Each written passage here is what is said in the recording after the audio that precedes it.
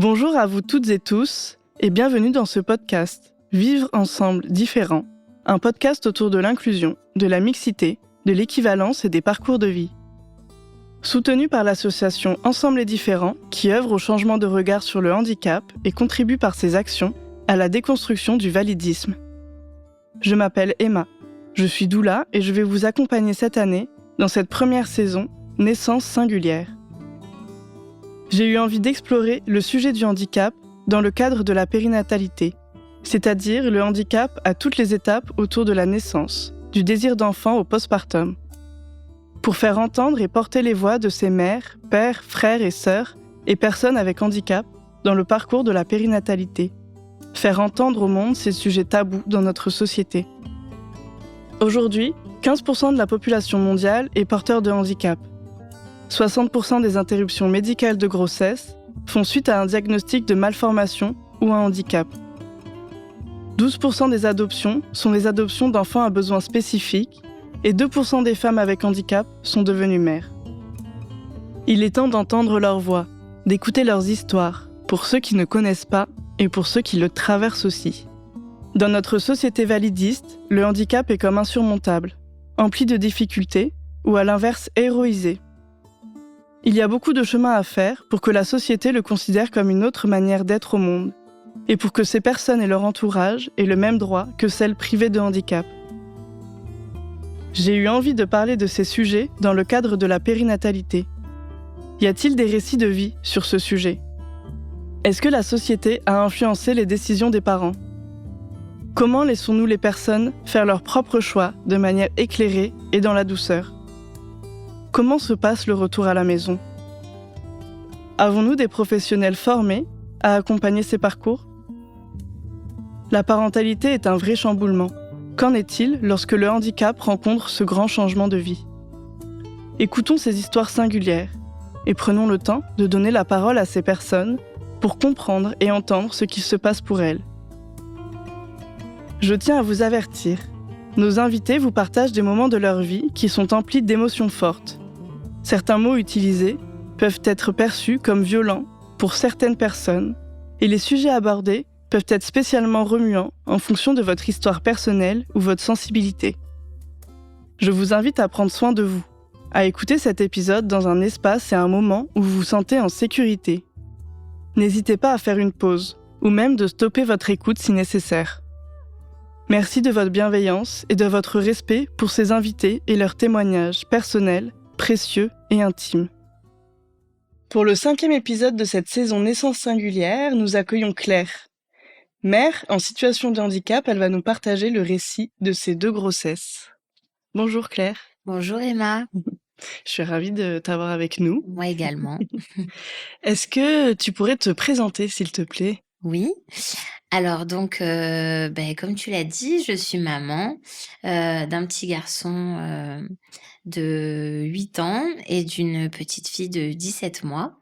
Je suis également aussi assistante sociale dans la vie et à l'heure actuelle, j'ai pour projet de monter une association en faveur des femmes en situation de handicap, justement notamment pour le sujet de l'accompagnement à la maternité. C'est trop génial. Et est-ce que tu pourrais nous dire comment t'es arrivée à être maman ? Est-ce que c'était quelque chose auquel tu pensais ou justement tu te disais non ? Enfin, comment ça s'est passé tout ça ? Eh ben, alors c'est vrai que ça m'est arrivé finalement très jeune puisque j'ai eu mon premier enfant à 27 ans. Enfin, pour moi, c'était jeune en tout cas, au moment de ma vie, parce que ça faisait que 1 an que j'étais en emploi, que j'avais fini mes études. Enfin, voilà, pour moi, c'était pas dans mes projets, en tout cas pas à ce moment-là. Et puis, en fait, cette grossesse-là est arrivée comme une surprise. Donc j'ai pas eu la phase, de questionnement comme on peut avoir, dans un projet, de maternité. En fait, c'est arrivé vraiment, comme ça, par magie, hein. Je dis que c'est vraiment un cadeau de la vie, puisque en fait, je venais de connaître mon compagnon, ça faisait 2 mois qu'on s'était rencontrés. Et puis je suis tombée enceinte, par magie. Voilà, je devais même me faire poser, une contraception, donc ça a vraiment été un la surprise du chef. Et donc en fait, j'ai pas eu cette phase de questionnement en amont. Mmh. Je me voyais maman, mais c'était pas non plus, un projet, une condition sine qua non. Enfin, Mmh. j'avais pas, planifié tout ça. Ouais. Et du coup, ce jour-là, là où tu te rends compte que tu es enceinte, comment ça se passe? Bah, ça a été, énormément d'émotions parce que c'est vrai que au-delà du handicap, il y avait aussi, beh, le fait que ça vienne à ce moment-là dans ma vie, Mmh. la prématurité de la relation avec mon compagnon. Parce que, bah, pour moi, il était hors de question, que j'élève un enfant seul, enfin, voilà. Donc bah, déjà ça a été, le la surprise de cette nouvelle à ce moment-là de ma vie. Hem Et en fait, pour tout te dire, au début, on avait décidé de pas poursuivre la grossesse. Et puis, ce qui est bien fait, c'est qu'effectivement, on te laisse toujours 7 jours pour réfléchir. Et en fait, j'ai changé d'avis. Alors ce qui a été un élément déclencheur aussi, c'est la réaction de mes proches. Parce que, je m'attendais vraiment à ce que tous mes proches me disent que c'était inconscient, surtout à ce stade. Et en fait, non, ça a été tout l'inverse. Tout le monde l'a vu comme, un cadeau de la vie et que en gros enfin, tout le monde m'a dit: «Mais tu ne peux pas voir cette chose-là comme quelque chose de négatif, au contraire, c'est trop beau ce qui arrive, c'est que c'était le moment». Enfin voilà, il y avait un côté un peu Magique. Enfin, magique ouais. de, s'il est là maintenant, c'est qu'il t'a choisi maintenant. Mmh. Donc en fait, c'est vrai que ça m'a fait, réfléchir. Et en fait, là, j'ai eu une vision. En fait, j'ai vu mon compagnon, papa, avec un petit garçon sur les épaules. À ce moment-là, bien sûr, je savais pas que c'était ni un garçon ni une fille, et je me suis dit: «Non, en fait, on va le faire». Donc il a fallu convaincre le papa. Bon, ça va, ça a pas été trop difficile. 24 heures ont suffi. Et là, c'était parti, en fait. Mmh. Et de là, bon, bah, effectivement, après, ont commencé les vrais questionnements. Ouais. Et parce que même, du coup, quand à la base, tu as décidé d'interrompre la grossesse, tu es allée, consulter une sage-femme, un gynéco ou? Oui, oui, oui, j'ai appelé ma gynéco tout de suite parce qu'en OK. fait, j'avais rendez-vous pour poser le stérilet. OK. Et du coup, je lui dis: «Mais c'est bizarre, j'ai pas mes règles». Donc elle me dit: «Mais c'est qu'il y a peut-être une grossesse». Donc ah bah non, c'est pas possible, on a fait attention, mais en fait, j'étais enceinte effectivement. Donc heu vraiment, ça a été fluide parce que il y a pas une personne, qui a pas été soutenante dans ce projet, alors Mmh. que j'aurais vraiment pensé tout Ouais. l'inverse. Donc tu étais pas seule du tout, quoi? Ah non, pas du tout, Ouais. pas du tout. Alors pas seule en termes de soutien affectif, mais après c'est vrai que le domaine de la grossesse et de la maternité était totalement inconnu Bah pour oui. moi, surtout dans ma situation. Mmh. Donc il a fallu quand même, faire des recherches. Et du coup, c'est quand tu as décidé quand, vous aviez décidé ensemble que vous alliez poursuivre la grossesse, là, du coup, tu es allée chercher où? Eh ben, c'est vrai que ça a été un peu, compliqué. Alors je me souviens plus dans les détails, hein, hiérarchiques, comment je m'y suis prise. Mmh. Mais une chose est sûre, c'est que ma gynéco, bon, je sentais qu'elle avait pas peur, mais elle était pas non plus spécialisée. Il y a des choses qu'elle maîtrisait pas du tout.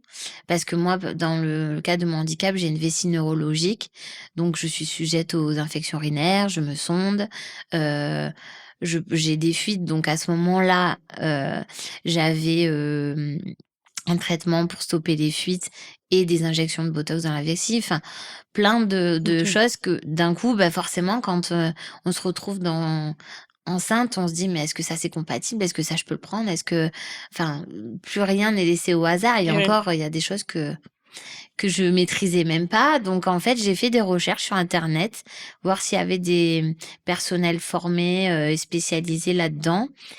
Et en fait, de suite, j'ai trouvé un article d'une sage-femme sur Paris, par contre, qui était vraiment spécialisée dans la grossesse des personnes en situation de handicap. Il y avait pas mal d'articles de presse et tout, donc c'était assez rassurant de voir que c'est quelqu'un qui œuvrait, d'ailleurs, qui est elle-même en situation de handicap, mais quelqu'un de très très calé dans ce domaine en fait. Et bon, je me suis dit là, j'ai pas le choix, je la contacte. Et t'étais où toi à cette époque-là? Moi, j'étais dans le sud là, Ok, j'habitais à la Garde. ok. Donc voilà, c'est vrai que ça paraissait fou, mais en même temps, je me dis: «Je ne peux pas ne pas l'appeler» parce que finalement, je me suis dit: «C'est la seule personne qui va pouvoir répondre à mes questions, ne serait-ce que pour mes traitements, Hmm. Sur le savoir, plan qu'est-ce que je physique. peux prendre, quoi». Et au final, elle a été très réactive, elle a été, enfin vraiment, c'est une personne, pour moi, ça dépasse un peu la relation, professionnelle, patient. C'est vraiment quelqu'un qui était joignable, très souvent, qui très disponible, À enveloppante, l'écoute, ouais. ouais, à l'écoute et puis, bon, du coup, hyper renseignée aussi, donc dans une forme d'hypervigilance, ce qui m'a plu au départ, mais tu verras, c'est quelque chose qui a pu me bloquer aussi vers la fin. Ouais. Hem, mais en tout cas, je me suis sentie sécurisée et en fait, ce qui s'est mis en place, c'est que j'ai fait une première consultation. Donc T'es montée à Paris du je suis coup. montée à Paris. Donc il faut savoir que, comme, finalement, c'est une des seules personnes à l'heure actuelle, hein, parce que c'était en 2016, une des seules personnes qui proposait cet accompagnement, ça a été pris en charge par la sécurité sociale. Donc, c'est-à-dire le trajet, tout? Le trajet, Ah ouais, ok. Ah bah c'est génial. je me rappelle plus, je crois que j'ai été logée sur place donc Ok. voilà. Et donc c'est vrai que, voilà, ça semblait quand même logique malgré tout, de monter à Paris, en fait. Je Ouais. me suis dit: «Il y a rien de fou finalement, c'est comme ça que je vais me sentir, sécurisée et prise en charge». Donc c'est vrai qu'elle a pris, elle a tout pris en main, et en plus elle voyait loin, en fait, parce qu'elle, elle avait cette expérience, elle ne suivait que des mamans dans cette situation donc elle m'a dit, direct, comment ça allait se passer pour l'accouchement. Moi, elle m'a exposé toutes les possibilités et tout ça donc en fait, à partir du moment où j'ai rencontré cette personne, déjà j'étais soulagée. Ouais. Je me Toi, suis t'étais en dit, sécurité, tu savais que t'allais être bien voilà, pris en charge. j'allais être bien pris en charge, qu'elle répondrait à mes questions, qu'elle était joignable. Et du coup, ça voulait dire que tout ton suivi, t'allais le faire à Paris? Alors non, je continue à être suivie par ma gynéco de ville. Mais en fait, elle chapeautait un peu. Tout ce qui était question vraiment purement handicap, je m'adressais à la sage-femme de Paris, Ok, sur toutes tes mais spécificités voilà. personnelles et tout ça? Mais après, tout ce qui concernait, le bébé, la Hmm. grossesse, Les échos, les échos, tout ça, j'ai pu être suivie, Ok. ici. Donc en fait, c'était assez complémentaire comme accompagnement. Heu et puis, donc après, il a fallu trouver une maternité, donc c'est vrai que par défaut, j'ai pris un hôpital public en me disant que de toute façon, c'est quelque chose qu'ils avaient sûrement déjà vu et tout et en fait, pas du tout. C'est vrai? Et du Ouais, coup, c'était l'hôpital public de où? de Toulon, De Toulon. Sainte-Mus. Ah oui, c'est quand même, enfin, c'est un hôpital d'une ville, quoi. C'est pas, Ouais, ouais. Oui, oui, c'est un grand hôpital. Enfin, je Ouais. veux dire, dans le coin, c'est la maternité, après la 2e maternité, après c'est Marseille, quoi, Ouais. donc Et à Toulon, il n'avait jamais eu. de femmes en situation de handicap, avant moi. Ah Ouais. ouais. Donc c'était vraiment, donc j'ai senti que voilà, c'était un enjeu aussi de réussir, cette chose-là et en même temps, c'était l'inconnu aussi. Hem, donc sur le coup, moi j'ai été suivie en autonomie. La sage-femme de Paris m'avait conseillé cette approche, de préparation à l'accouchement parce que ça me permettait de me connecter à mon bébé Hmm. et comme j'ai pas les sensations, comme, une personne qui a sa sensibilité, je sentais pas toujours bouger mon bébé, Ok. voilà, j'avais pas les mêmes sensations qu'une personne, lambda. Donc en fait, ça m'a aidée aussi à créer un lien différent avec mon bébé, apprendre à le ressentir et aussi à inclure le papa, hein, parce que Mais c'est vrai que c'est l'objectif aussi de l'autonomie, c'est que le papa soit vraiment inclus dans la préparation et donc en fait, pour expliquer comment après, moi j'ai été accompagnée vraiment vers un accouchement physiologique parce que c'était mon souhait. OK. Je voulais vraiment qu'on reste dans l'état d'esprit de l'autonomie, donc bah, moi je souhaitais même accoucher par voie basse. À ce moment-là, la sage-femme, m'avait dit que c'était une possibilité, que c'était possible, que même si je n'avais pas, la force, les abdos et tout, que je pouvais arriver à pousser, avec la respiration. Enfin, en gros, à ce moment-là, C'était toutes ouvert. les ouvertures étaient Ouais. possibles. Donc bah, moi ça j'étais à fond. J'ai préparé ça vraiment, en étant le plus physiologique, possible. Donc on partait sur un accouchement voix basse. Heu, En fait, on avait vraiment tout préparé et à ce moment-là, il y avait pas de contre-indication. On avait même fait ma radio du bassin, alors la seule chose qui a pu menacer à un moment mon projet, c'est que, le bébé s'est retourné au dernier moment, vers les dernières semaines. Il s'est mis dans le mauvais sens. Ah, les fesses en bas? Ouais. Donc là, on m'avait dit: «Bon, s'il y a un siège, là, Oui. l'accouchement voix basse, il va pas être possible» et tout ça. Donc ben, moi, j'étais déjà à l'époque très branchée, méthode naturelle, donc j'avais essayé de lui parler, bon, j'avais pas fait d'acupuncture, mais enfin voilà, j'avais fait plein de petites choses pour aider à ce que ça se fasse naturellement et au final, il s'était retourné et en fait, j'ai eu des contractions et là, je sais pas ce qui s'est passé. Ça a créé une espèce de stress.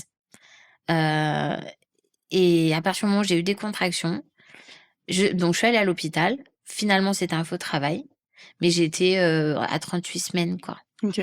Et là, en fait, je sais pas, il y a eu une espèce d'émotion au niveau du corps médical et ils se sont dit, Ils ont eu «On va peur? faire un staff». Ouais, ils ont fait un staff Et et un en fait, staff? une réunion OK. médicale pluridisciplinaire et là, en fait, ça a été, finalement, on va programmer une césarienne.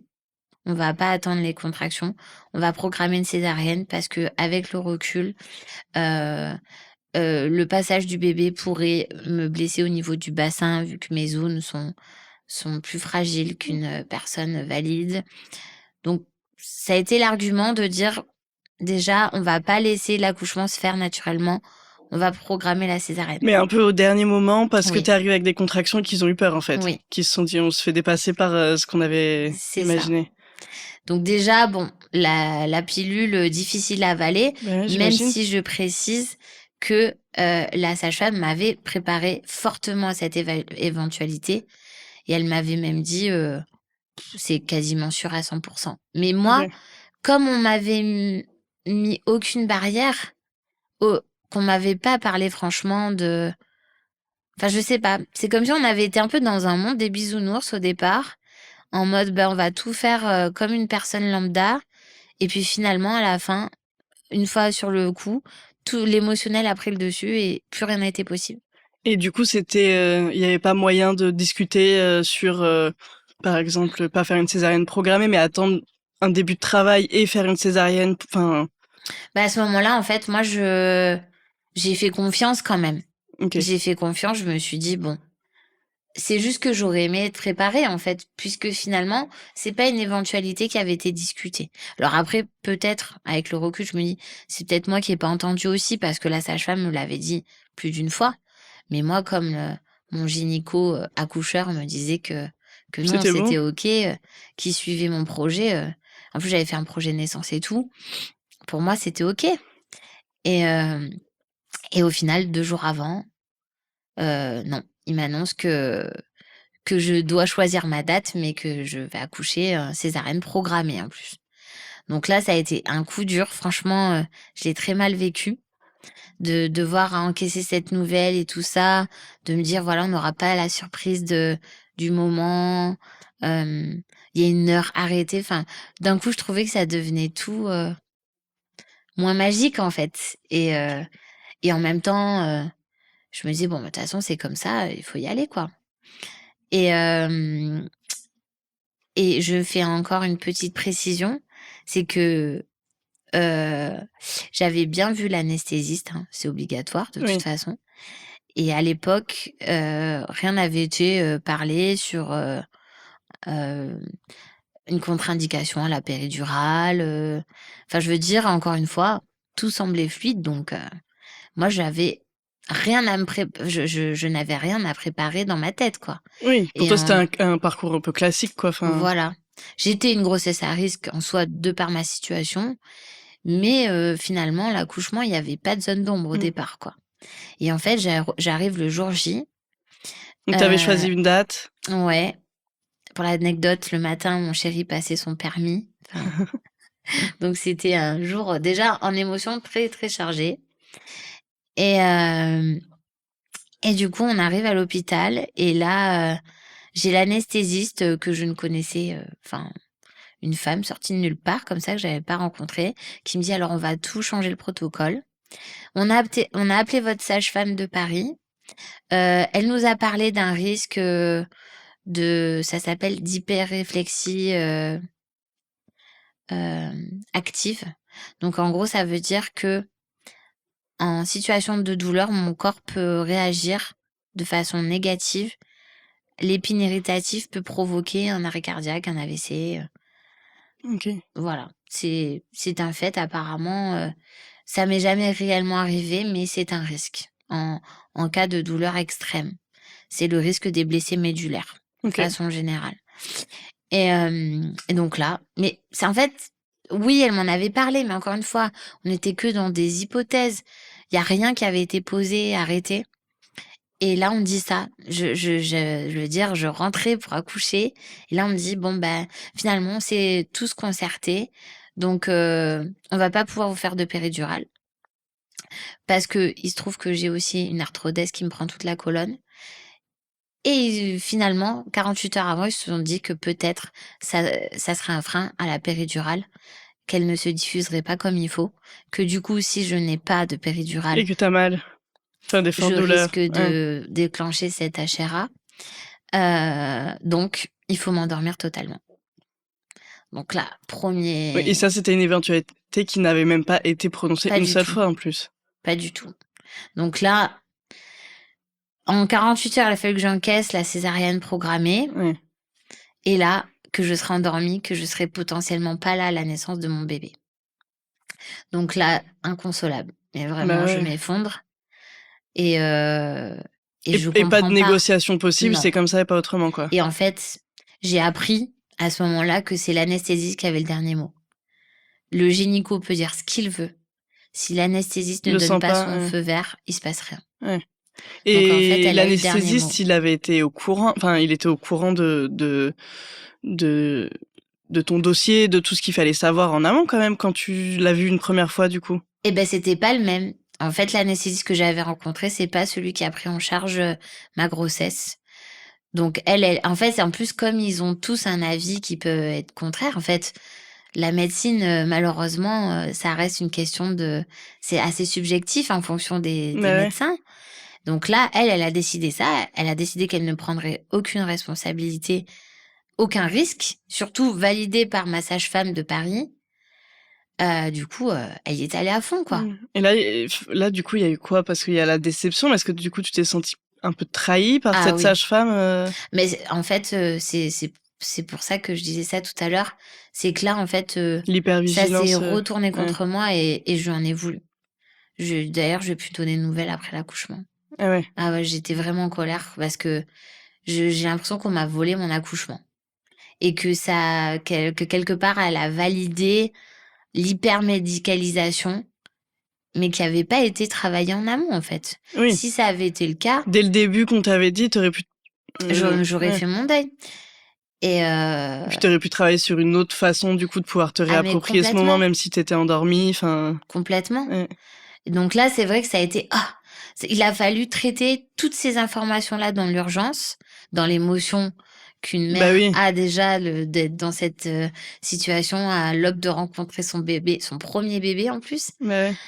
Donc là, j'étais effondrée et elle m'annonce, heu, donc déjà voilà, que je rencontrerai pas mon bébé de suite et qu'en plus de ça, pas sûr qu'il puisse amener mon bébé en soins intensifs. Pas en soins intensifs, pardon. Je saute une étape. Pas sûr qu'ils puissent emmener mon bébé en salle de réveil. OK, donc ça veut dire qu'il faut que tu attendes d'être sortie de salle de réveil pour Pour rencontrer ton bébé? rencontrer mon bébé. Donc du coup, ça a rallongé encore de quelques heures la Bah, ouais. rencontre. Sachant que je voulais l'allaiter, hein, donc je savais que ça allait aussi être un problème à ce niveau-là. Et hem et en plus de ça, elle m'annonce, mais vraiment coup sur coup, que par vigilance, il faudra que je reste 2 jours en soins intensifs. Mais qu'en soins intensifs, les bébés ne sont pas acceptés. Et là, je pense qu'elle m'a mis le coup de grâce, en fait. Donc ça veut dire que tu accouches de ton bébé, que tu ne peux pas rencontrer pendant plus de 48 heures? Voilà, à peu près. Par simple Heu, vigilance. ouais.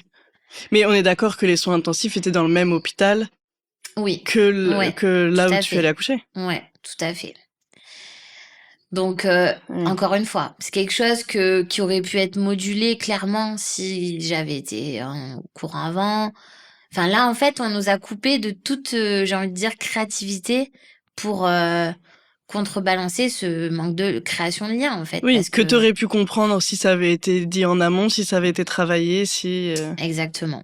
Donc, en fait, maintenant, j'ai le recul de ma seconde grossesse, donc je le prends presque avec philosophie, mais à l'époque, c'était, mais ultra violent, mais vraiment, bah, ouais, et en j'imagine, fait, ils m'ont endormie sur ça. Genre vraiment ça tout ça, c'est en l'espace d'un et quart d'heure. bah, oui, parce que du coup, tu avais une date, une heure et ils pouvaient pas faire autrement que Ouais. ah oui, Donc là, donc c'était ça devait être la franchement panique, pour horrible, toi? horrible. Vraiment, je c'était un moment vraiment horrible, mais pourtant, au final, avec le recul, je me dis: «Bon, mon bébé allait bien». Enfin, voilà, j'essaie de relativiser en me disant: «Bon, oui».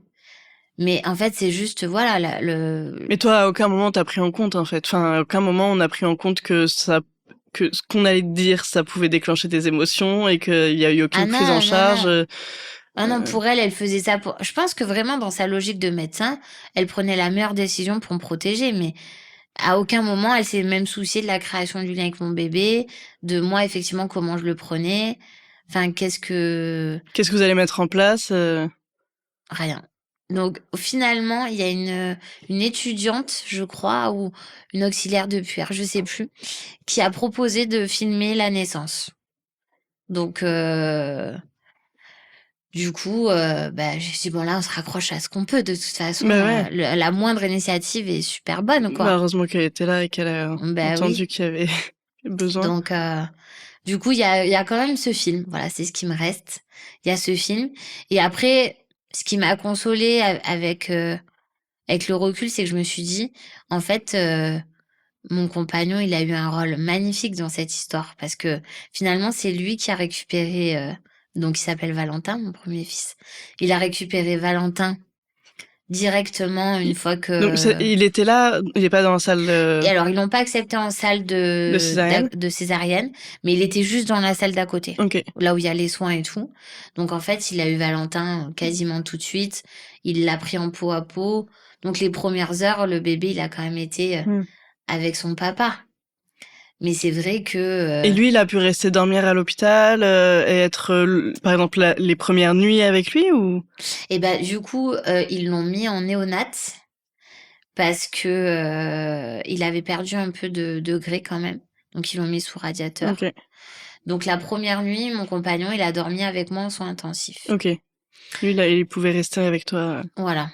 Alors du coup, quand même, je n'ai pas j'ai quand même réussi à avoir un peu mon bébé. ah, Parce que finalement, en soins intensifs, je pense qu'il y a une sage-femme enfin, qui a compris qu'à un moment donné, c'était un enjeu majeur, quoi, bah, oui, que je oui, vois la mon rencontre, bah, bébé. ouais. Donc elle me l'a amené, mais effectivement, il y avait cette problématique de perte De de température? température aussi qui, comment dire? Qui compliquait un peu aussi, le fait qu'il reste avec moi. Donc en fait, on me l'a emmené, j'ai dû l'avoir quoi, un quart d'heure, mais en plus j'ai été, encore sous le coup de l'anesthésie, donc avec le recul, j'étais à demi présente, en fait. Ouais. Donc là, on a fait la première tétée catastrophique évidemment quand ça se passe comme ça, c'est jamais l'idéal, on le sait. Et puis, en fait, ils l'ont repris. Franchement, à ce moment-là, j'ai eu l'impression que j'avais les services de l'enfance qui me retiraient mon bébé, quoi. C'était, Ouais, que tu jamais le revoir. non. Ouais. Donc c'est Donc, hyper violent. ouais, c'est violent parce que en fait, finalement, tout ce qui s'est passé, c'était soi-disant pour nous protéger, mais on l'a vécu comme si, quelque part, c'était fait contre nous, quelque Mais c'est part. peut-être le fond, le fond est pas mauvais, mais la La forme et la forme façon de est faire, c'est juste catastrophique. ah oui, complètement, complètement et Et j'ai pu puis, le ouais. revoir 1/4 d'heure encore, donc 2 fois 1/4 d'heure dans ces premières 24 heures. Et là, c'était quasiment mon compagnon qui a dû quasiment le voler aux sages-femmes. Ah Il oui, est monté en néonat, il a dit: «Bon, ben voilà, ma compagne aimerait voir, son petit, Ah oui, mais on va vous accompagner» parce qu'en fait bon après j'ai compris, c'est qu'il y a une question de responsabilité. Un bébé est sous la responsabilité des sages-femmes du service. Donc s'il y a un bébé qui sort, elles sont responsables. OK. Mais en fait, OK, le protocole, OK. Mais il y a un moment donné, l'humain là-dedans, enfin, j'étais en soins intensifs, j'avais rien à faire en soins intensifs, honnêtement Tout et allait j'avais bien? aucun soin. Ouais. J'avais aucun soin à part les sondages, quoi. Mais Que je tu pre faisais habituellement en plus de temps en que temps? moi Ouais, je ça? fais autonome, Voilà. normalement. Bon là, du coup, voilà, j'ai laissé faire, le staff, du coup, mais parce qu'en césarienne, en plus, se pencher, c'est pas Oui. l'idéal, mais franchement, j'ai pris la place de quelqu'un d'un accidenté et d'ailleurs, la première nuit, on nous a dit, «Ben, on va peut-être devoir vous mettre dans le couloir parce qu'on a un gros accident». Donc moi, je voulais pas être là, j'étais pas avec mon bébé et en plus de ça, Tu prenais la finalement, place, je prenais la place de quelqu'un qui avait vraiment besoin. Donc en fait, il y avait une incohérence dans tout ce qui s'est passé et j'ai l'impression, ouais, que sous couvert de protocole, on a été dans le non-sens, quoi. ouais. Le Donc non-sens. et que ça a pas enfin et peut-être aussi le fait que tu sois la première. Il y avait Oui, rien qui avait été réfléchi à comment on peut s'adapter, comment on peut c'est ça moduler, et c'est vrai qu'au final, il fallait même cette expérience, je pense, pour se dire: «Bah, alors comment mieux faire?» mais sur le moment, moi, j'avais rien anticipé. Je mais on je t'a pas laissé le m'attendais temps, en pas. fait. Non et puis même, je veux dire, c'est vrai que de nature, je me suis posé peu de questions finalement sur comment ça allait se passer. J'ai tendance à un peu faire confiance à ce qui m'arrive, à me dire: «De toute façon, je sais que j'ai les épaules, donc allons-y». Mais j'avais pas je pensais même pas en fait que je pourrais autant mal vivre, mais en fait, ouais, je m'attendais pas de toute façon à ce qui s'est passé, clairement.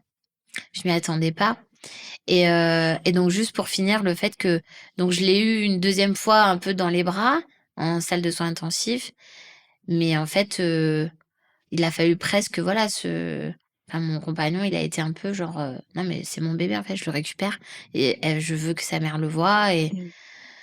donc ça a été compliqué, ça c'est les premières 24 heures et après, on a quand même réussi à faire lâcher, et le lendemain, on l'a eu toute la journée. OK. En soins intensifs ou du coup, toi, Oui, tu été en déplacée? soins intensifs. Ah, Par contre, ils ont refusé que je sois transférée en mater.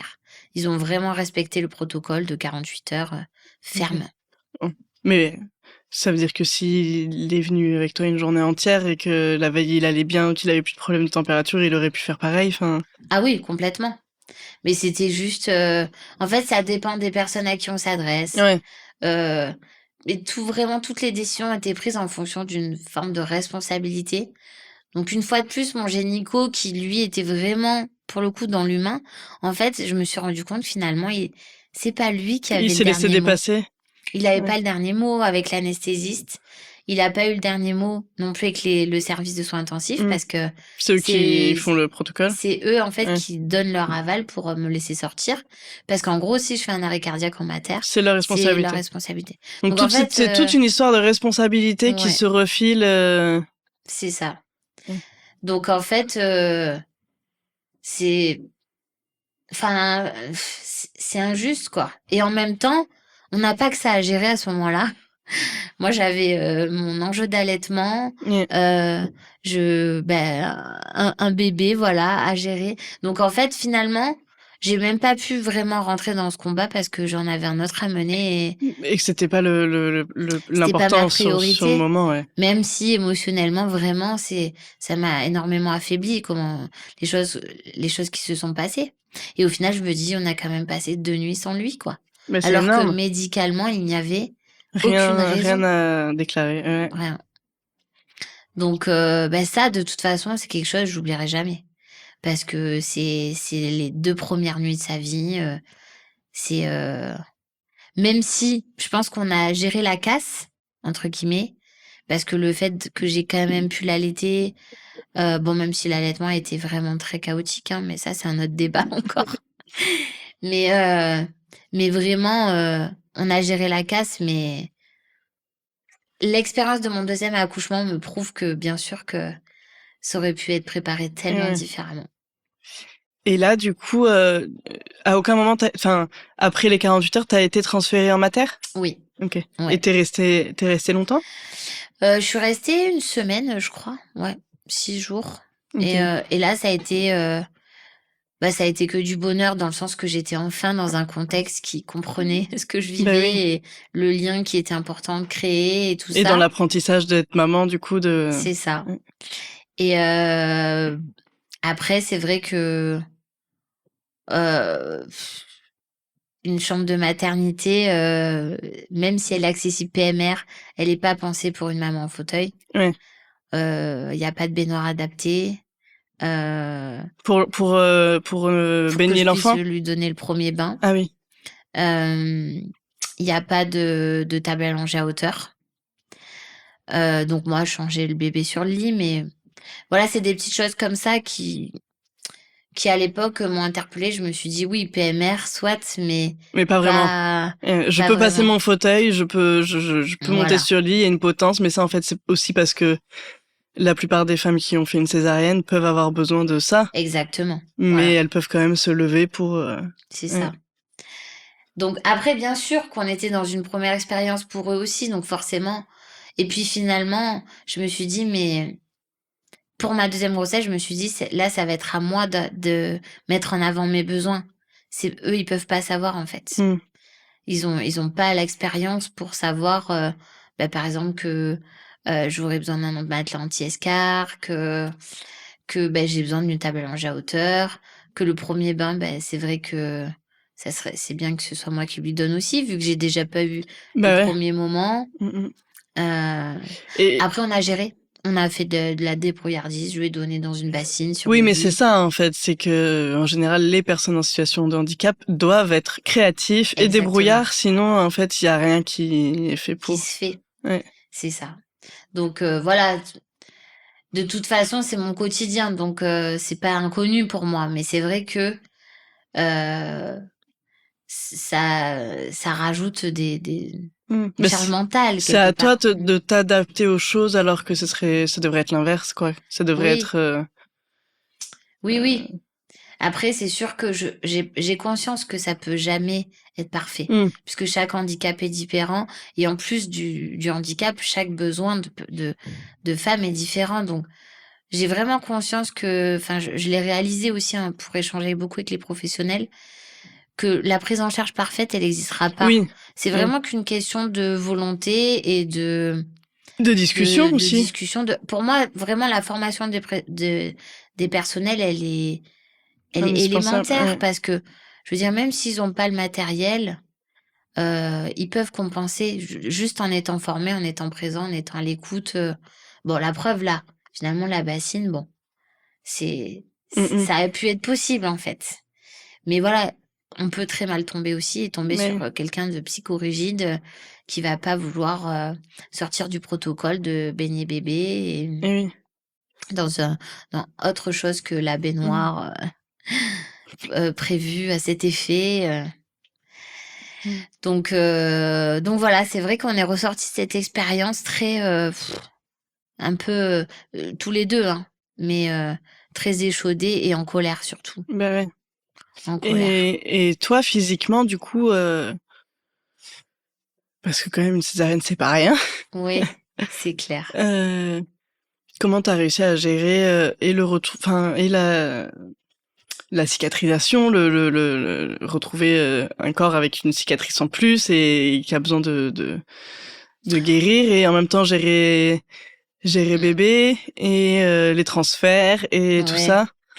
Alors, du peu que je me souvienne de ma première grossesse, je trouve que ça a été super simple. Ok. Vraiment, je me souviens pas d'avoir. J'ai eu quelques douleurs, évidemment, de tranchées et tout, mais à ce moment-là, je me souviens pas trop d'avoir eu des problèmes au niveau de ma mobilité, d'avoir trop galéré. Finalement, ce qui m'a le plus gênée, c'est que comme j'ai choisi d'allaiter, je ne pouvais pas prendre mon traitement pour l'incontinence. Ok. Donc et forcément après la grossesse, après l'accouchement, les fuites, on se vide quoi. Bah oui. Enfin, c'est incontrôlable déjà pour n'importe qui qui a des sphincters qui fonctionnent. Donc ça, c'était vraiment devenu un enfer pour moi. C'est que j'étais en continu, en fuite. Ouais, c'est pas Donc confortable ça. non. Et puis du coup, bah voilà, on le sait, moins le temps de prendre une douche parce que bébé est toujours pendu au sein.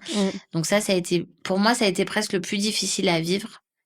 Mais j'ai vraiment, à moins que j'ai oublié, mais je me souviens pas d'avoir trop souffert dans mes transferts, de ma cicatrice.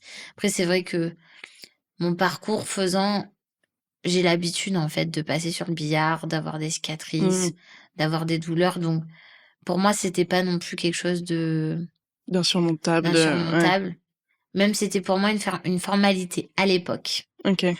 Donc heureusement, heureusement qu'il y a eu des formalités dans mon premier accouchement. Mais non, ça va. Au niveau mobilité, en tout cas, impeccable. Et le retour à la maison? Et oui, le retour à la maison, c'est vrai que ça a été compliqué quand même surtout que l'espace n'était pas hyper large là où on vivait. C'était quelque chose que vous aviez anticipé en amont Un petit peu, mais c'est vrai qu'à l'époque, finalement, il n'existait pas encore beaucoup de matériel qui existait pour nous faciliter la vie. Enfin, je m'étais un peu renseignée, la sage-femme m'avait donné quelques trucs et tout. Mais à l'époque, c'est vrai qu'il n'existait pas autant de matos que maintenant. Et puis c'est vrai que maintenant, il y a les réseaux, il y a beaucoup de personnes qui partagent leur expérience. Donc on s'échange en fait des tuyaux comme ça. Mais à l'époque, c'est vrai que non, en fait, je me rends compte que j'ai pas tant anticipé que ça. Ok. J'ai vraiment fait au fur et à mesure sur le tas, mais parce que c'est pas ma façon de fonctionner. Ouais. Je suis plutôt quelqu'un de l'impro. J'ai pas pour habitude trop de vouloir tout contrôler en anticipation parce que ça ne sert à rien, à part m'angoisser plusieurs fois. Donc, du coup, et en fait, non, on a géré. Après, c'est vrai que si j'étais seule, ce serait totalement différent, mais Bah oui. mon compagnon Il était a été présent. d'un énorme soutien. À ce moment-là, en plus, il travaillait pas. Donc, j'étais pas livrée à moi-même aussi, Ok. faut le dire. Ouais. C'est que on était vraiment tous les deux. Mais en fait, encore une fois, c'est de la débrouillardise. C'est vrai que, en plus, la maison, elle était en 2 parties. Donc la table à langer, elle était dans une partie de la maison. Mais du coup, quand j'étais de l'autre côté avec mon bébé, je le changeais sur la table. En fait, voilà, Oui. c'est enfin, en gros, c'est du bon sens après. En soi, tant que le bébé, il a ce qu'il faut, Oui. Qui mange bien, qu'il a des voilà, câlins, qui dort. c'est ça. Donc ça a été un peu comme ça. Ça a été, à l'impro. Pas beaucoup de matériel pour compenser mon handicap. Ouais. Même à l'extérieur, enfin même quand t'avais besoin de sortir, genre par exemple c'est bête, mais la poussette, toi c'était genre porte-bébé. Non, ouais, moi du coup c'était porte-bébé. Donc Ok. ça c'était un des seuls à peu près aménagements que j'ai fait, c'était de porter mon bébé assez souvent. Après voilà, là où ça a été le plus compliqué finalement, c'est quand il a commencé à marcher Bah oui. et que je voulais faire des sorties seule avec lui. Là, j'avoue qu'il y a un moment, je me suis quand même vachement isolée parce que du moins je ne faisais rien seule avec lui parce que j'avais peur en fait de ce qui allait se passer quand s'il part en courant, s'il monte des escaliers sans moi. Donc on va dire, c'est les seules difficultés où, ouais, le matin aussi, quand je le mettais dans la voiture pour l'emmener du coup chez la nounou et que s'il n'était pas décidé, moi je peux pas le prendre en poids, le mettre Donc Oui. c'était un peu j'attends qu'il coopère et qu'on fasse ça ensemble. Mais après ce qui est incroyable, c'est que c'est un bébé comme ça, il développe énormément d'autonomie donc on se rend pas compte mais des bébés, ils aident en fait. Bah, oui, oui, puis il est aussi à l'écoute Oui. de Il tes se besoins met pas aussi. tout flasque comme un bébé, il va se raidir un peu pour que ce soit plus simple de le porter. Mmh. Hem, donc non, finalement, ça s'est fait assez naturellement, mais parce que aussi, c'est vrai que je suis entourée quand même. J'ai mon compagnon qui est très présent. Donc seul, ça aurait été encore une autre histoire, je Ouais. pense.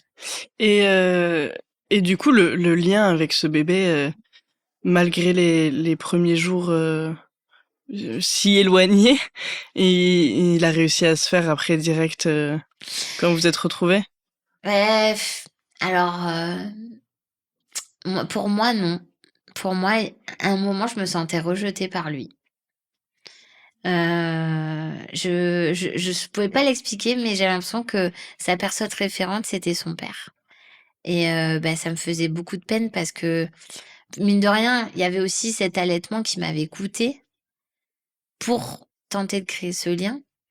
Enfin tenter, je pense qu'il a quand même heureusement été créé grâce à ça, mais je sentais quand même malgré tout, une forme de rejet et du coup, j'en avais parlé à quelqu'un qui m'avait dit: «Mais parle-lui en fait, dis-lui que c'était pas ta volonté, que tu ne souhaitais pas enfin que peut-être il l'a vécu comme de l'abandon.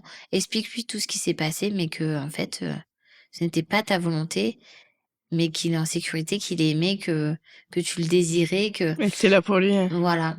Et c'est vrai que, bah, moi ça me semblait, enfin j'y avais pas pensé en fait, tout simplement quoi, de nommer les choses et je l'ai fait et franchement, j'ai vu la différence. Ah, Genre, génial. ouais. Donc après, oui, je pour moi le lien il a été créé quand même, le fait d'allaiter c'est quand même, inouï, même si mon allaitement a été quand même douloureux donc c'est sûr que ça a pas été que du bonheur non plus, cette Tu l'as phase-là. allaité combien de temps, du coup? 6 mois, Ah oui, quand même. ouais, voilà. Donc on va dire que j'ai tout fait pour que le lien se crée et pour qu'on ait cette proximité qu'on n'avait pas eue. Après, finalement, je me dis que il a eu la chance de créer ce lien avec son papa aussi. Mais aujourd'hui, voilà. Aujourd'hui, le lien, il est créé et je pense on a sauvé les dégâts. On a sauvé les dégâts, quoi. Ouais. Mais bon, c'est sûr que c'est sûr qu'à refaire, Oui, pas comme ça. non. Mais d'ailleurs, Et du coup, c'est pour ça enfin, parce que du coup, ils ont quoi? 7 ans d'écart? ouais. Est-ce que c'est en partie, cette expérience-là qui fait qu'il y a 7 ans entre les 2 tes 2 enfants? C'est possible. Après, c'est vrai que de la maternité dans ma situation, c'est quand même quelque chose de très fatigant, Ouais. sachant que j'ai fait le choix d'avoir une vie active et qu'aux 3 ans de mon fils, j'ai décidé de passer à temps complet. Donc c'était en fait, finalement, c'était assez dur ce que je me suis imposé entre le fait d'être maman d'un enfant bas âge, et en même temps de travailler. Donc c'est vrai qu'à ce moment-là, je me sentais pas l'énergie parce que, ben, Bah, oui, c'était déjà assez. c'était déjà trop en fait et hem et puis, et puis finalement, je me suis sentie prête à nouveau après. Parce que, je sais pas, j'avais envie de revivre ça avec un nouveau regard aussi, une nouvelle énergie. En fait, là, c'est vrai que Valentin, il est arrivé dans un moment de ma vie, pour moi, j'étais encore, une adolescente dans ma tête. Elle a permis de créer un fort lien avec son papa, puisque c'est le papa de mon deuxième enfant, hein. Ouais. Donc en fait, cette famille, elle s'est construite très vite et j'aime beaucoup l'histoire qu'on a, mais j'avais envie aussi de vivre ça de façon plus justement apaisée, programmée, enfin voilà. de le revivre, en fait, tout simplement. Parce que finalement, même si oui, il y a une grosse part d'investissement et de fatigue, mais j'ai envie de dire comme tout parent, mais en même temps, c'est magique aussi, quoi. Ouais. Et du coup, vous avez discuté d'avoir un deuxième enfant. Il avait quel âge, Valentin? Valentin, on va dire qu'on a commencé à en reparler. Franchement, mon compagnon, il m'en a reparlé assez rapidement, en fait. Lui, il avait vraiment envie. Il s'est pris au jeu du rôle de papa et vraiment, Il a aimé ça. il a aimé ça. Donc moi, je lui ai dit non, non, pas de suite, parce que c'est vrai que mon accouchement, il m'a quand même bien traumatisée Bah oui. finalement. Et je le vois, même là, je suis pas guérie de ce moment parce que quand j'en parle, ça m'émeut toujours. Donc, je pense qu'effectivement, inconsciemment, j'étais pas super prête. Et puis, je sais pas, un moment, j'ai eu un déclic comme ça. C'était le moment dans ma vie. Et je pense que à ce moment-là, le déclic, en fait, c'est que j'ai perdu une amie qui est décédée et qui était enceinte de son enfant de 5 mois et demi. Et cet enfant a survécu. Bon, elle non, du coup. Et en fait, je me suis dit, mais et le but de sa vie, c'était d'avoir un enfant et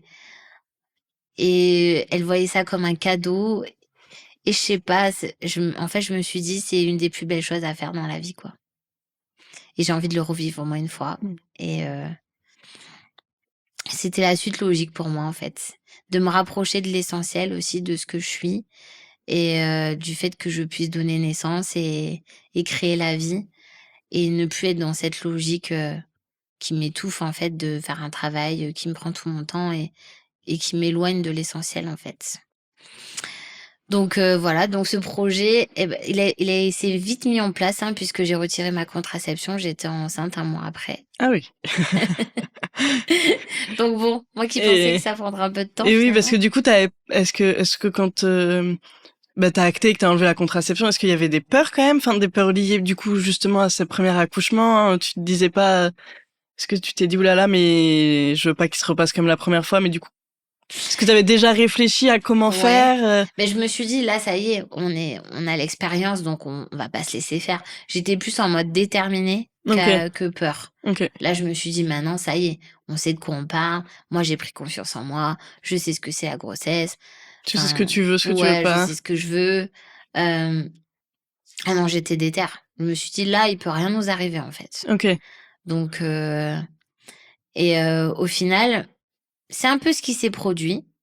Après, ça m'a demandé aussi quand même, moi aussi, de faire un petit pas en arrière parce que j'ai recontacté la sage-femme de Paris Ok. et je lui ai expliqué clairement pour les raisons pour lesquelles, Et du coup, j'avais pourquoi tu l'as recontactée? Parce que tu t'es dit, il y a toujours que elle qui est en capacité de m'accompagner, de comprendre. oui, parce que finalement, la sécurité qu'elle m'avait apportée au départ, j'en avais de nouveau besoin. Même si voilà, entre-temps, c'est vrai que, la maternité de Toulon, ils avaient quand même eu d'autres expériences. Elle a formé un max de personnes parce qu'elle intervient à l'université aussi. Donc je savais que c'était quand même moins connu qu'il y a 7 ans. Ok. Que j'allais pas être livrée à moi-même totalement non plus. Du coup, Mais malgré tu l'as tout, contactée en lui parce que du coup, elle avait pas eu de nouvelles de toi oui, depuis 6-7 ans, c'est ça? c'est ça. Et du coup, enfin, tu l'as appelée en lui disant que t'avais besoin d'elle et en même temps, en réussissant à imposer les choses du. Oui, je lui ai Ouais. expliqué. Parce que voilà, je pense que bon après c'est une femme tellement occupée qu'elle avait d'autres chats à fouetter, hein. Mais je me suis dit pour que ce soit clair et qu'on reparte sur une relation de confiance, faut que je lui dise ce qui a été difficile pour moi. Et en fait, au final, ça m'a permis d'entendre des données que j'avais pas du tout entendues à l'époque, en fait.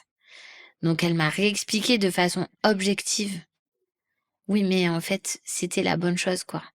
Elle m'a dit, franchement, elle me dit, je comprends que d'aller en soins intensifs pour une maman, c'est l'enfer. Mais moi, j'ai vu une femme qui m'a pas écoutée, qui a fait un AVC, qui peut plus s'occuper de son bébé. Mm. Donc, et en fait, là, j'ai compris. Je me suis dit, oui, finalement, en fait, je me suis offusquée sur la forme, mais j'ai pas vu le cadeau qui m'était fait aussi. C'est que j'étais en capacité d'accueillir mon bébé. Mm. Mais c'est quelque chose dont elle t'avait pas parlé en amont. Non. Et Non. en fait, c'est ça, c'est sur la façon de faire, peut-être que du coup, il y avait à revoir. Oui. Et puis après, peut-être qu'elle m'avait parlé du risque, mais pour moi, il était inexistant. Ouais. Et T'avais pas là, le entendu fait la de hauteur du. la hauteur de l'importance. Ouais. Et en fait, pour moi, tout a du lien. C'est que comme je venais de perdre mon ami qui a pas pu s'occuper de son bébé, je me suis dit finalement, là, ma chance, c'est ça. Ouais. Moi, ce que je veux, c'est la finalité, c'est mon bébé.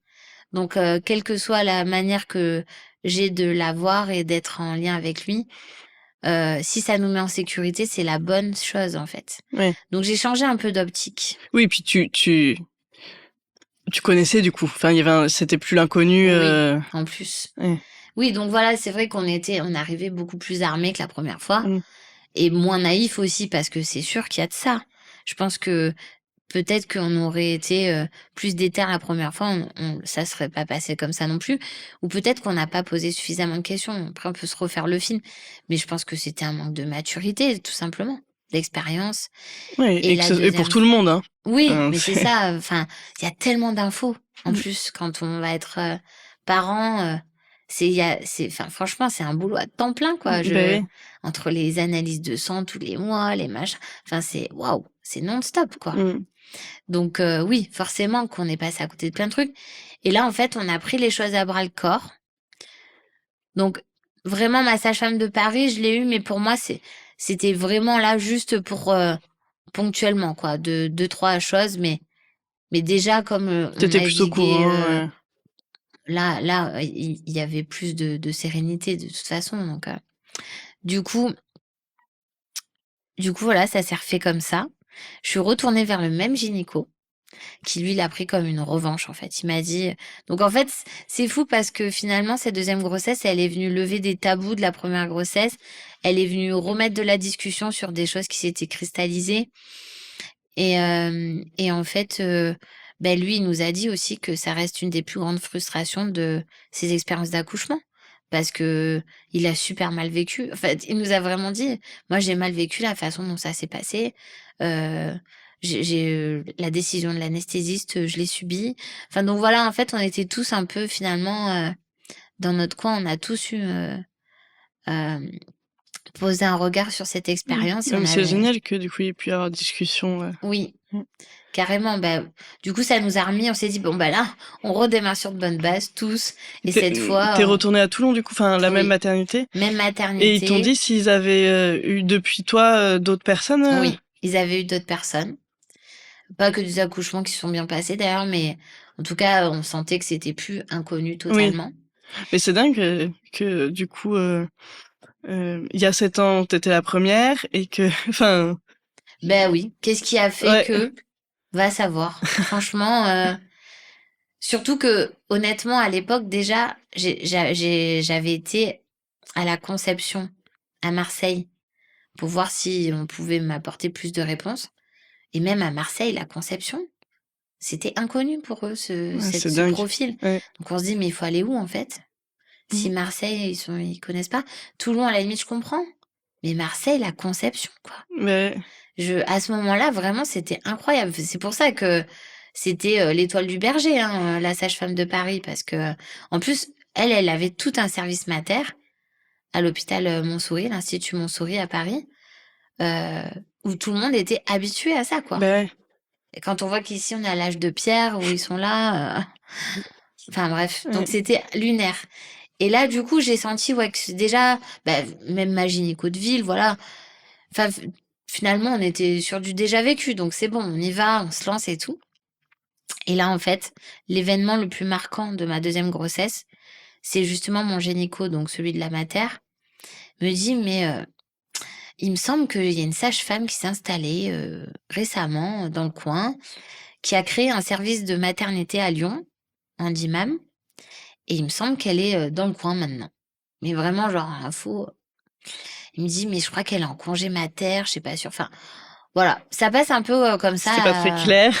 On se dit, bon, on verra. Et en fait, cette personne, on se contacte. Elle avait effectivement bien repris son poste. Et en fait, effectivement, c'est quelqu'un qui avait créé le service Handimam à Lyon de ses mains. En fait, elle a un frère en situation de handicap, donc elle est très sensibilisée. Donc elle sait de quoi elle parle. Et là, signe du destin, elle avait été formée par la sage-femme de Paris. Donc, elle la connaît très bien. Elle est en contact régulièrement. Et elle est Donc près de là, chez toi, du coup. et elle est près de chez moi. Et elle peut me suivre. Pour ça vient quand même en fin de grossesse, hein. Mais je pense, ouais, c'était les dernières semaines, quoi. J'étais à 30 semaines. Et ça. Mais incroyable, quoi. Une nana qui connaît, qui sait de quoi on parle, qui est en lien avec la mater, dont le gynéco a bien confiance en elle. Donc voilà, je me dis: «Mais génial, quoi», enfin et en fait, elle a tout pris en charge. Un peu comme une doula, du coup, Mmh. mais vraiment, elle s'est mise en lien avec la mater, elle a négocié toutes les conditions, que ce soit au niveau matériel. Il me faut ça, il me faut un même elle a anticipé certains besoins que moi je me disais: «Oh c'est pas grave, on laisse tomber». Non, non, elle a dit elle a rien lâché. Ouais, si t'en as Donc besoin, t'en as besoin, quoi. On va pas voilà. faire de... Ouais. Donc ça a été, matelas anti-escarre. Pour la baignoire, elle m'a dit: «Le mieux, vous prenez votre baignoire». Donc mais vraiment, on est allé dans tous les petits points, les petits détails que même une deuxième fois, j'aurais peut-être pas anticipé, quoi. Et on a elle était présente au staff. Hem, elle a parlé de mes réels besoins justement pour, la création du lien. Donc on partait sur le même type d'accouchement, mais là, tout a été posé en amont. Ouais. On a bien revérifié avec l'anesthésiste. Est-ce qu'il y avait pas une autre possibilité pour la péri? Non. On a tout essayé. C'était pas possible. Mais au moins, ça avait été posé, ça avait été discuté. Donc, en fait, j'ai pu le préparer. Pareil pour les soins intensifs. Bon, ben, malheureusement, on peut pas s'y soustraire. C'est pas grave. On le fait. Mais là, j'ai compris. On va dire, je me suis même approprié les décisions en mode, OK, c'est le meilleur pour mon bébé et moi, on va le faire. On va le faire parce que le but ultime, c'est que j'ai mon bébé dans les bras, quoi. Donc, et au final, donc le fait de rencontrer cette Marie, la sage-femme, donc, qui est une sage-femme libérale d'ici, le fait de la rencontrer et de sentir que tout le monde là avait vraiment envie que cette fois, ça soit une expérience réussie, ben, j'ai senti déjà que la dynamique, elle était différente. Bah ouais. Même nous, on s'est dit là, on va pas subir en fait ce qui s'était passé la première fois. Là, on va rien subir, on va être acteur de A à Z. On va être acteur de tout. Donc on a refait de l'autonomie. Et en fait, ben, ce qui s'est passé, c'est que j'ai enregistré du coup un petit vocal pour mon bébé que mon compagnon lui a fait écouter quand elle est sortie. Donc c'est une fille. La veille, on est rentré à la mater, on s'est préparé, on s'est mis des musiques douces, on s'est mis dans une ambiance. J'ai parlé à ma fille, je lui ai expliqué ce qui allait se passer. On s'est mis vraiment dans un cocon. Oui, loin de la panique. Ah oui, mais rien à voir. Déjà, nous, on était totalement différents. C'est vrai que rien que ça, en fait, ça change tout, quoi. Et en vrai, quand on y pense, c'est des petites choses, que ce soit pour toi ou pour le personnel. C'est Oui. des petites choses qui ont été mises en place, mais qui... C'est rien de révolutionnaire, en fait, hein, mais ça change tout. Ouais. Nous, on était dans une dynamique beaucoup plus apaisée. Voilà, il y avait plus de colère, quoi. Donc, rien que ça change tout. Je suis allée au bloc, j'étais sereine. Bon, j'avais pas dormi de la nuit parce que j'avais des contractions toute la nuit. Mais ouais, je suis arrivée sereine. Je me suis dit, là, on sait ce qu'on fait. Pour la petite anecdote, donc ça, j'ai eu un petit passe-droit, je pense. Mais il y a la photographe de Sainte-Mus qui a pu avoir accès à la salle de... De césarienne, oui, enfin, pas vraiment la salle, mais la contre-salle de derrière.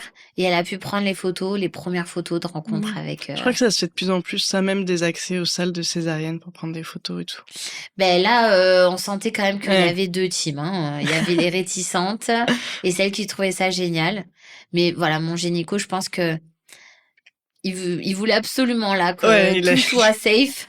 Donc il a dit non, mais on le fait à fond, on fait tout ce qu'il faut pour que ce soit agréable et pour qu'elle ait un max de souvenirs possible. Donc j'ai eu le petit film et les photos. Ah, génial. Offertes en plus, enfin voilà, offertes par la photographe. Hein. Donc c'est vrai que tout ça, déjà, ben voilà, ça me permet moi d'avoir des choses auxquelles me raccrocher.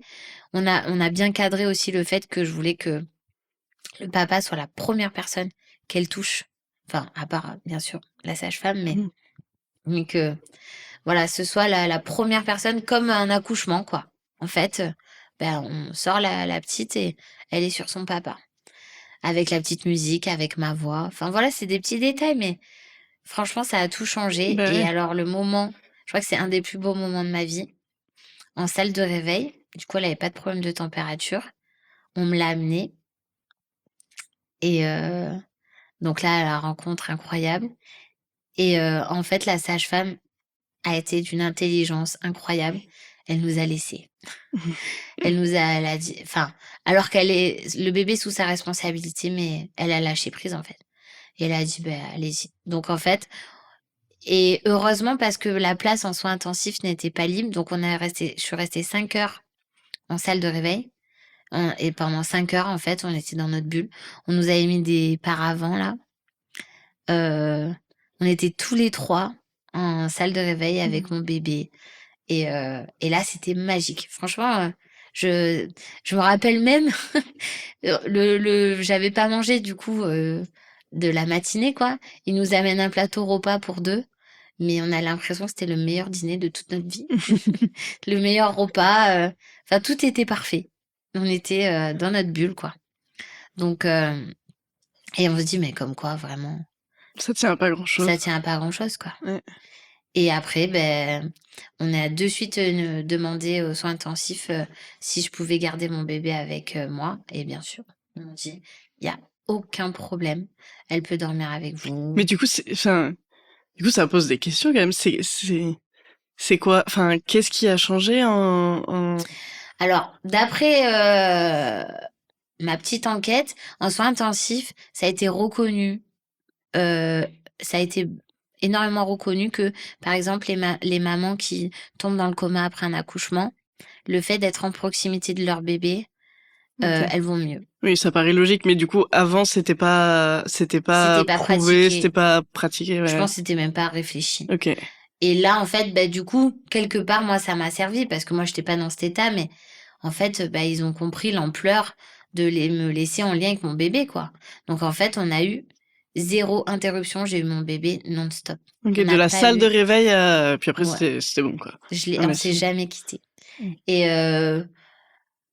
je sais qu'il y a certaines sages-femmes qui ont râlé parce que, en fait, comme pareil, j'ai voulu allaiter ma fille, de temps en temps, j'avais besoin de conseils. Et elle disait que ça faisait loin de quitter le service pour venir me conseiller. Mais en fait, il y en a qui ont joué le jeu. Toujours pareil. Oui, c'est celles qui ont eu envie qui sont venues, en C'est fait. ça. Ouais. Et en fait, c'est là qu'on se rend compte que tout tient à l'intelligence du personnel aussi et la gentillesse. Mais c'était... Franchement, j'ai l'impression que c'est vraiment le jour et la nuit, mais Mais tant mieux, du coup, parce que t'as eu que des personnes qui avaient envie de quasiment, mais même t'accompagner, quoi. celles qui avaient pas envie, en fait, on les calculait pas. On était tellement dans notre bulle de bonheur et là, on a fait ce qu'il fallait, donc même celles qui râlent, tant pis pour elles, en fait. Ouais. Nous, on a ce qu'on veut là, donc on est content. Et donc du coup, ça s'est hyper bien passé. Au final, j'ai pu sortir plus tôt. Je suis même pas restée 48 heures. Mais en fait, j'étais tellement bien en soins intensifs, vu que là, j'avais mon bébé. Oui, tant que t'étais avec ton bébé, en fait, peu importe où Voilà. t'étais. Et franchement, ils ont été merveilleux. Vraiment, j'ai jamais autant eu... Enfin, je veux dire, ils venaient, aux petits soins, quoi. Ils me massaient les jambes, ils me mettaient de la crème. Enfin, je sais, mais vous êtes incroyables. Et en fait, ils ont l'habitude de faire ça pour les gens dans le coma, pour les gens accidentés. Mais du coup, en fait, là, c'était juste ce dont on avait besoin, quoi. Des gens aux petits soins. Et en plus, je connaissais un des infirmiers de nuit. Et c'est marrant parce qu'on ne savait pas du tout, quoi. Je m'attendais pas à tomber sur lui. Et donc, le soir où on arrive pour le début, quoi, de mon hospice, on se voit et il me dit, c'est moi qui vais m'occuper de toi cette nuit. Et c'est vrai qu'il passe souvent dans la nuit. Et en fait, il est venu me faire une prise de sang dans la nuit. Et pour pas réveiller mon bébé, il est venu et il m'a piqué à la lumière du portable, quoi. Enfin, plein de petites attentions comme ça qui sont... Enfin, qu'on n'oubliera jamais parce que vraiment, on a été traités comme des êtres humains, en fait. et Mais ça la fait du bien. différence entre l'un et l'autre. Exactement, le jour et la nuit. Donc voilà, du coup, c'est vrai que ça a été, et même après quand on est monté en mater, enfin tout a coulé quoi, tout a coulé. On est même sortis plus tôt. Donc non vraiment, comme quoi quand, la Mmh. forme est Et du coup, des fois, il y a même à se demander s'il y a besoin d'une formation spécifique ou juste d'avoir du bon sens, enfin et d'être oui. formé au bon sens ne serait-ce que de la manière de dire les choses Ah mais clairement, et de l'accompagnement. Mais du coup, en fait, quel que soit, totalement. Bah, de toute façon, s'il y a pas d'intelligence émotionnelle dans ce genre d'accompagnement, pour moi, tout est raté, quoi. Mmh. Et la preuve en est, c'est qu'à l'inverse, après vraiment, je pense que, si on n'avait pas été acteur de A à Z, on a rencontré les bonnes personnes, ça c'est clair, mais si on n'avait pas été acteur de A à Z, ça se serait pas passé comme ça. Ah bah, oui. Parce qu'il a quand même fallu, voilà, un minimum, se battre pour que ça puisse être possible. Mais c'est vrai que là, cette fois-ci, je pense que le parcours était plus, comment dire? Plus propice. Mmh. L'alignement des planètes était là, quoi. Grâce aux professionnels, grâce à notre expérience, grâce à notre façon de voir les choses, je pense que tout ça a été la bonne recette Mmh. pour que ça se passe bien, quoi. Et du coup, toi, tu plus du tout de colère sur la manière dont ça s'est passé la première fois ou? Beh, c'est là, en reparlant, que je me rends compte que si, parce que finalement, c'est trop important. En fait, je me dis les dégâts que ça peut engendrer, en fait, sur, l'estime d'une personne, sur une maman Sur une qui relation? sur la relation, enfin, c'est tellement énorme sur la construction d'un enfant, sur son développement, que oui, ça me met en colère. Après, franchement, heureusement que j'ai eu ce deuxième accouchement qui m'a réconciliée avec tout ça aussi. Et mine de rien, je me dis aussi, ça m'a quand même aidé à faire mon deuil sur une chose, c'est que finalement, toute la partie médicale était justifiée. Alors que j'étais un peu dans la colère de ça aussi, c'est Mmh. de me dire, tout ce qu'on m'a imposé, c'était pas nécessaire. Finalement, si, ça l'a été. C'est juste la forme qui a péché. Ouais. Donc ça m'a aidé à accepter mon premier accouchement, mais je pense que je garderai toujours un peu de colère parce que pour moi, effectivement, c'est un manque d'humanité avéré. Mmh. Même s'il y avait pas l'expérience, il y a eu un manque d'humanité. Mmh. Bon, c'est aussi ce qui te mène à je pense, cette colère, c'est aussi ce qui peut te mener à être active dans le fait Ah oui, de vouloir, clairement. Oui, en parler. Mmh. exactement. Parce que je pense que, en fait, les médecins ne se rendent pas compte du pouvoir qu'ils peuvent avoir sur les gens et surtout les personnes dans ma situation. Moi, mon handicap est ancien, mais je pense à des femmes qui sont dans cette situation depuis récemment, qui ont une estime très basse, qui pensent même qu'au niveau sexualité, au niveau maternité, il y a pas de possibilité. Parce que souvent, les experts, dans lors d'accidents, ils chargent bien la mule en disant, elle sera infertile, pour récupérer un max de sous, mais ça laisse des traces aussi chez ces femmes-là. Et derrière, bah, si elles tombent sur un médecin qui justement n'a pas l'ouverture d'esprit et Mmh. en fait, ça peut mener à Ouais. des non-événements, en fait, et passer à côté aussi de, bah, le rêve d'une vie, quoi. Ouais. Puis là, du coup, c'est le 5e épisode, mais c'est vrai que les épisodes d'avant, c'est assez intéressant de voir que c il peut y avoir des mots tout bêtes qui changent tout, quoi. Ah oui, clairement, Mmh. vraiment. Pour le coup, la puissance, mais c'est pour ça que je pense que les professionnels, ils devraient être formés à la communication parce que ça peut, oui, effectivement tout Mmh. changer et le regard posé sur une personne, Mmh. quoi. Une manière de faire un diagnostic, de Ouais, ouais, ouais, tout à fait. Je pense que si la formation, elle devait porter sur quelque chose, ça serait presque ça. Remettre de l'humain dans les relations. Ça paraît incroyable, mais je pense que c'est un vrai besoin. ouais, c'est vrai. Et du coup, cette petite fille, elle s'appelle comment? Margot. Margot. Margot et Valentin, voilà. Ah, c'est super. Merci beaucoup de m'avoir raconté tout ça. Eh ben, avec plaisir. Ça m'a fait plaisir et du bien d'en reparler d'ailleurs. Est-ce que tu veux dire un truc pour conclure? Est-ce que tu aurais envie ouais, tu voudrais dire quoi pour conclure, ce moment-là? Pour conclure, je pense que, ce qui me semble le plus juste, c'est de m'adresser justement aux femmes qui ont ce désir de, en fait, de s'écouter et d'avoir confiance parce qu'en fait, tout est réalisable, le corps médical n'a pas la parole d'évangile, en fait. Donc il faut se faire confiance. Si c'est un projet, faut juste le faire dans l'amour et dans l'intelligence et le reste n'a peu d'importance. Ouais, c'est génial pour conclure. Merci beaucoup. Je t'en prie. Merci de m'avoir reçue. Merci à vous toutes et tous pour votre attention lors de cet épisode. Merci à notre invité pour ce précieux partage. Si vous voulez soutenir le podcast et l'association qui porte le projet, n'hésitez pas à faire un don sur le site d'Ensemble est différent et suivez-les sur les réseaux sociaux. Merci à Séraphin pour la technique et le montage, les passeurs de silence pour la musique et toutes les petites mains qui ont aidé à ce que ce podcast voie le jour. On se retrouve très vite pour le prochain témoignage.